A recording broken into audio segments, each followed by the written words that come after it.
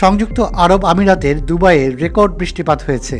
দুর্যোগপূর্ণ এই আবহাওয়ার কারণে প্লাবিত হয়েছে দুবাইয়ের বিমানবন্দর।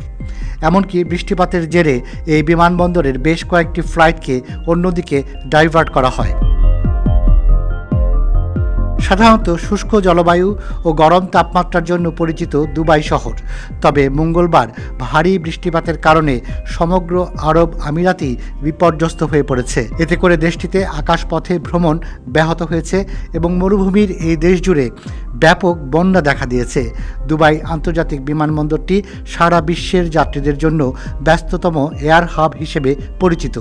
মঙ্গলবার ভারী বৃষ্টিপাতের ফলে এই বিমানবন্দরে ফ্লাইট পরিচালনা বিপজ্জনক হওয়ার কারণে অসংখ্য আগত ফ্লাইট সরিয়ে নিতে বাধ্য হয় কর্তৃপক্ষ।